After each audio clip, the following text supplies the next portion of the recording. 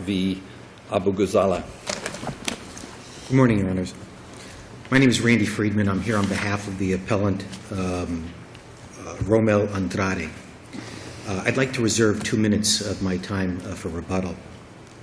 And if the Court has no objection, I've already been here all morning long, and I see that the Court is well aware of the facts and the law and has read the briefs and everything, so I'd like to plunge right into it. Give us your best shot. I don't know why you were permitted even to introduce yourself. Standards of this Court are going just down. going to you-know-what. Well, I'm also going to dispense with the argument that I had prepared to a large extent because much of it followed the briefs, and it's clear that you already understand everything that's contained in the briefs. But I would like to take some time to close some circles on arguments that I did make that might be helpful to the Court. As the Court is well aware, this case and the jurisdiction that was sought against my client was based on the alter ego theory, which requires the same 3 elements that are necessary for piercing the corporate veil. And in my brief, I laid out 3 points, which I won't, belay. The Court is aware of it. But one of my principal objections on one of the points was that the appellant, Fresh Del Monte, did not allege and did not prove that my client's actions constituted a deliberate misuse of the corporate form tantamount to fraud that would justify piercing the corporate veil. How about the broader term of improper purpose? Well, the problem with the broader term is that the cases are legion that there has to be some type of deliberate conduct.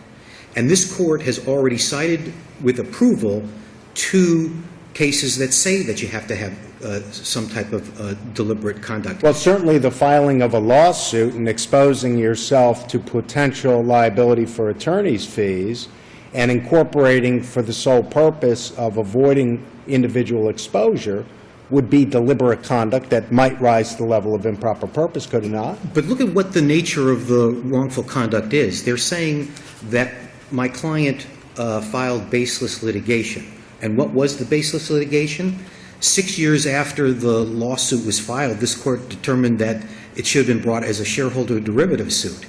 Now, the trial judge was given the motion. So let's assume that it's not baseless. Let's assume for the sake of our discussion that you can't find that the litigation in and of itself was baseless. Could it still be an improper purpose to incorporate for the sole purpose of avoiding personal liability in the event you lose and are no longer the prevailing party? Well, first of all, shielding yourself from personal liability is what the nature of corporations is all about. So that in and of itself would not be valid grounds. You have to have some wrongful purpose. So what would prevent any plaintiff who is considering filing a lawsuit from filing a lawsuit in which there's a prevailing party clause, right? So that if you lose, you're on the hook for the other side's fees. What would prevent any plaintiff from incorporating solely for the purpose of establishing the litigation through that corporate entity and not capitalizing the corporation?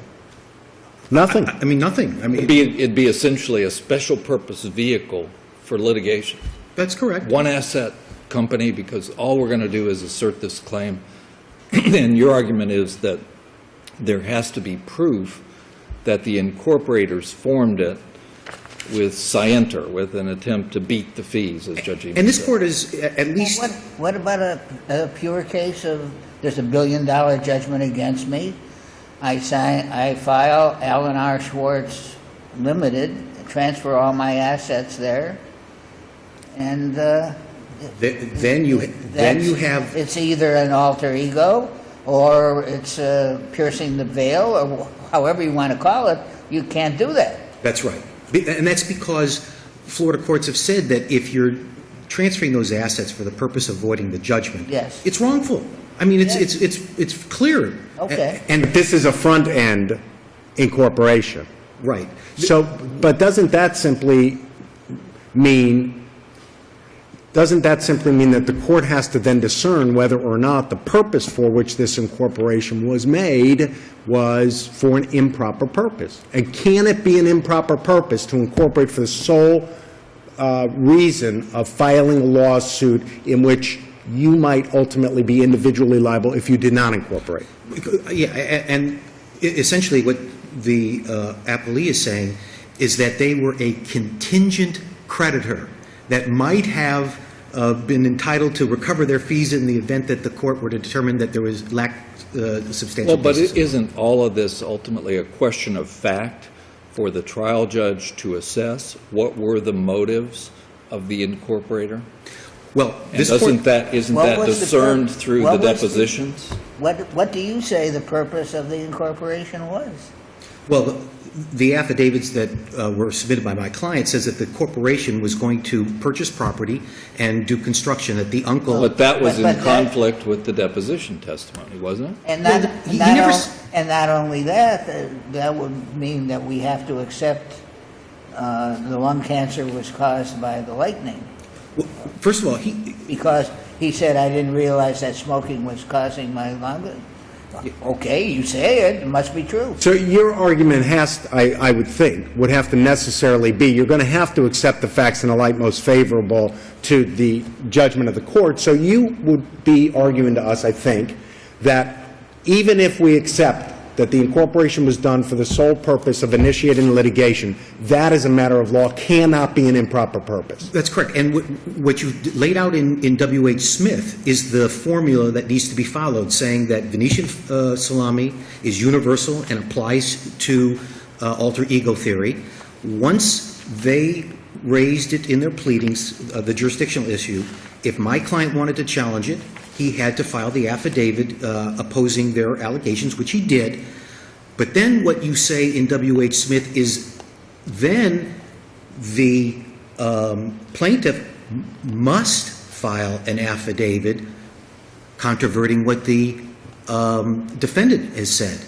So in this case, we have nothing that controverts my client's position Except on the question of whether it was baseless, because don't forget, there are only two reasons why they claim that it was wrongful conduct. One, that the litigation was baseless, and two, that he did it for the purpose of shielding himself from potential litigation liability.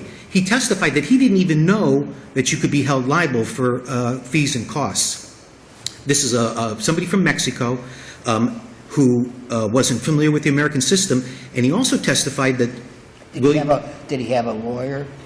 he had a lawyer, but we're talking about what type Did he of... have a lawyer? Yes, It's the lawyer who brought the case as a non-derivative case. correct. In order to get, if he won a lot. If he lost, who cares? It's a phony corporation. Well, That, and now. That is in essence- It's a corporation with no assets. that's correct. But the issue here is, what did the shareholder know? And if you look... Yes, If you of look at the Gasparini case, and Judge Salter, you were in on that case, those three elements that I discussed before came from the Hillsborough Holdings case. Yes. I mean, I think that's an accurate statement of the law. I think the question is whether there was an assessment of facts that were If there was, adverse to your client on the question of motivation. yeah, and in the absence of any countervailing testimony from, Fresh Del Monte. Trial? How did this resolution of the case come about? Well, the jury found in favor of the defendants. But in terms of the fees and the piercing the corporate veil, that was by agreement, went forward without a separate evidentiary hearing, correct?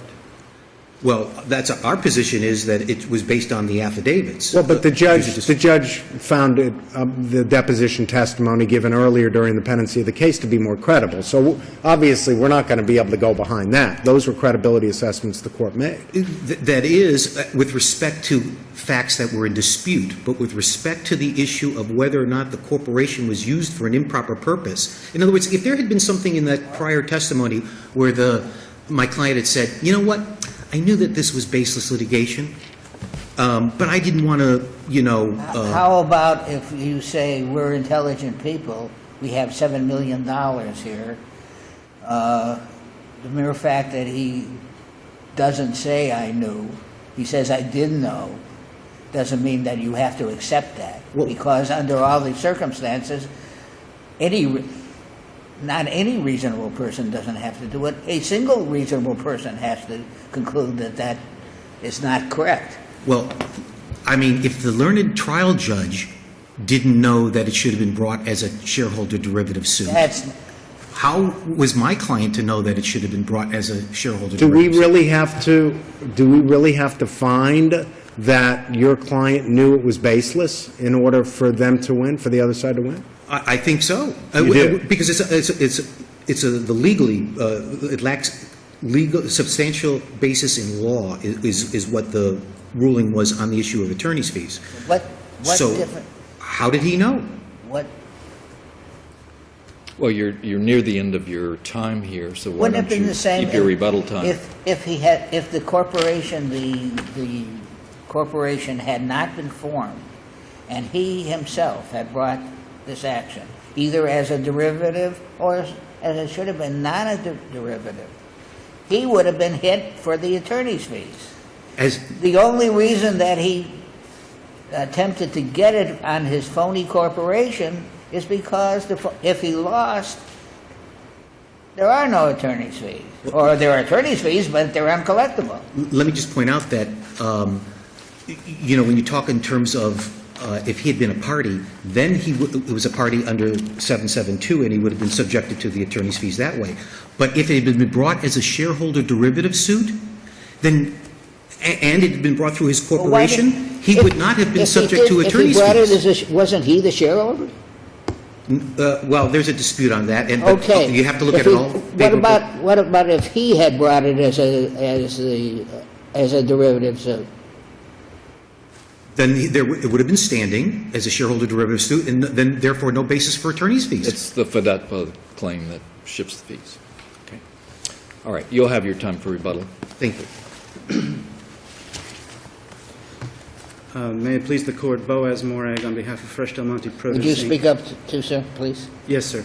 And with me is Carlos Siders, also on behalf of Fresh Del Monte. First of all, thank you to Mr. Friedman and to the panel for agreeing to reschedule Hurricane this Sandy. Yes. No, we role reversal understood. there between the New York Understood. All and the Florida. flights were canceled. I think Judge Emas put his finger on it when he said, articulated the standard. Mr. Friedman swung for a home run here at what we considered and what we say was an evidentiary hearing. And what his position is, the bottom line is that the only way you can reverse is if you find as a matter of law that all of the totality of the circumstances couldn't support the improper purpose prong, and we say you cannot meet that standard. All you have in this record is his denial in an affidavit that he didn't know about the attorney fee exposure at the time the lawsuit was filed. That is simply not good enough for the following reasons. We point out in our brief that there were many opportunities to avoid the final imposition of these attorneys' fees. There were plaintiffs who had abandoned this lawsuit and filed dismissals, and as soon as we made our motion to dismiss, as soon as we renewed the motion on summary judgment, as soon as we re-raised the issue of standing, as soon as we told plaintiffs' counsel in a transcribed conference they can go to trial, but if you ultimately determine they don't have standing, they will not recover. There were plenty of opportunities for this gentleman, who was the only contact that the Miami attorneys had for these plaintiffs, to learn and make a decision not to go forward and to avoid the incurring of the attorney's fees. Not to knock you out of your outline, but this is something I find troublesome, and maybe you can address it. We've been favored with the initial brief in the earlier case in which there was fee shifting to Van Diepen and CSI, and you recall that, of course. Of course. So how can these be reconciled? One, an argument that is made that Andrade was exclusively in control versus an argument made in the briefs, and we're allowed to take judicial notice of those filings that have been made with us. So how can you square those two assertions here that Van Diepen or CSI controlled? Absolutely, Your Honor. There is no inconsistency. The argument is that Andrade exclusively controlled the Mexican plaintiff Impresa Almada. We are not arguing that he did or has to have exclusively controlled this litigation. If you look at our argument in the Van Diepen situation, we argue that under your holdings in Visoli and Lage, additional people outside the caption can be deemed parties. And they can be deemed parties if they control, to some extent, or finance litigation, and you found that Van Diepen and his company did that. You, in the next sentence, found that the named plaintiffs themselves are also liable under the civil theft fee shifting Your statute. argument would be essentially that these are analogous to joint tort feasors, and they Yes. can have whatever rights of contribution they want to have among themselves, but they're all responsible. That is correct, and that is the holding of the second Demarus opinion from 2009. And our point is simply here that where Andrade is found to have been, based on his own admissions, based on statements made by counsel in front of the jury while Andrade is sitting there, that this is his claim, that he's the beneficiary, that this is all for him, that the court was entitled to find, and as you said, consider more credible, testimony given, since we've been discussing Latin all morning, ante litem modem, before there was a motive to lie about these issues of relationship with Impresa Almada, over conflicting affidavits that are submitted only after the impleader of him individually, and frankly, that can't be reconciled with one another. And I think this is also important because I do want to address one point made in the reply that isn't correct.